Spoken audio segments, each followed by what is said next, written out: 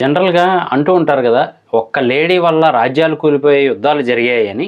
అది మనం అంతగా నమ్మం. కానీ ఈ మూవీ చూసిన తర్వాత మాత్రం ఖచ్చితంగా అనిపిస్తది. ఏంటి ఒక లేడీ కోసం ఏకంగా తన భర్తనే ఇంత ఇబ్బందుల్లో పెట్టి, అలాగే బెస్ట్ ఫ్రెండ్ అనుకున్న వాడినే ఇంతగా మోసం చేసాడా అని అయితే అనిపిస్తూ ఉంటుంది. కానీ ఏ మాటకి ఆ మాట చెప్పాలి. చాలామంది అంటూ ఉంటారు గదా! మలయాళం మూవీస్ అలాగే కొన్ని తమిళ్ మూవీస్ చాలా ఇంట్రెస్టింగ్‌గా ఉంటాయని చెప్పి. అలాంటి దాంట్లోకి ఇది కూడా జాయిన్ అవుతదనమాట. ఆ టేకింగ్ గానీ, స్క్రీన్ ప్లే గానీ నిజంగా చాలా గ్రిప్పింగ్‌గా తీసుకెళ్తారు. మనకి క్లైమాక్స్‌లో ఏదో ఉంది, ఏదో ఉంది, అతను ఎక్కడున్నాడు అనే టెన్షను మనకు కూడా వచ్చేలా చేస్తున్నట్టు చూపించి, లాస్ట్‌లో ఇచ్చే ట్విస్ట్ మాత్రం అసలు నిజంగా ఎవ్వరు ఎక్స్‌పెక్ట్ చేయరనమాట. ఆ రేంజ్‌లో అయితే ఉంటుంది ట్విస్ట్. ఇక స్టోరీ అలాగే రివ్యూలోకి వెళ్ళిపోతే గనక, కొరియాచన్ అనే పర్సన్ ఉంటాడు. సో, ఆ పర్సను ప్రపంచం మొత్తంలో ఎన్ని రకాల డాగ్ బ్రీడ్స్ ఉన్నాయో అన్నిటిని చూస్తాడు. అన్నిటిని ట్రైన్ చేస్తూ ఉంటాడు. అంటే ఎంతలా చూపిస్తాడు అంటే వాటికి ట్రైనింగు, ఎవరైనా తన మీదకి వస్తే ఎలా అటాక్ చేయాలి, అలాగే తనకి ఫుడ్డు కుక్కలే వెళ్ళి తీసుకొచ్చేలాగా, అంటే పలానా ప్లేస్‌కెళ్ళి అవి తీసుకురావాలి, ఇవి తీసుకురావాలని వాటికి ట్రైన్ చేసి మరీ పెంచుతాడనమాట. ఆ రేంజ్‌లో అయితే మెయింటైన్ చేస్తాడు. సో, అలాంటి టైంలోనే మలేషియా వెళ్ళాల్సొస్తుందనమాట. సో, అక్కడికి రేర్ డాగ్ బ్రీడ్స్ కోసం అయితే వెళ్తాడు. వెళ్ళి మొత్తానికి ఆ డాగ్ బ్రీడ్‌ని కలవటము, అక్కడ ఒక లేడీని చూసైతే ఇష్టపడతాడనమాట. సో, ఆ లేడీని ఎలాగైనా సంపాదించుకోవాలని ప్లాన్ చేస్తాడు.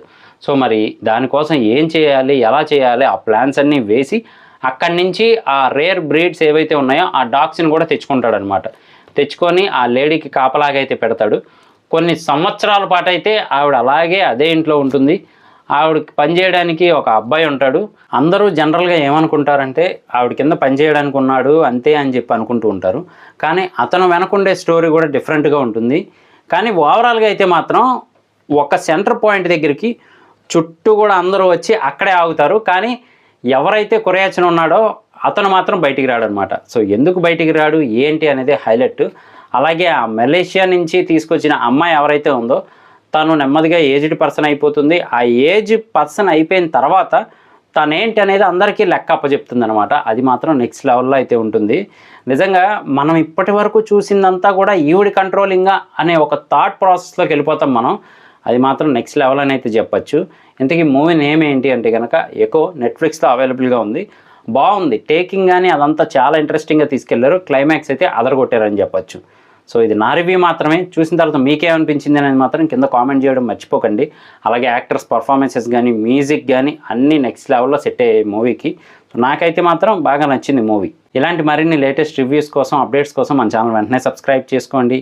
నేను మీ ప్రసాద్. మళ్ళీ నెక్స్ట్ వీడియోలో కలుస్తాను. Love you all.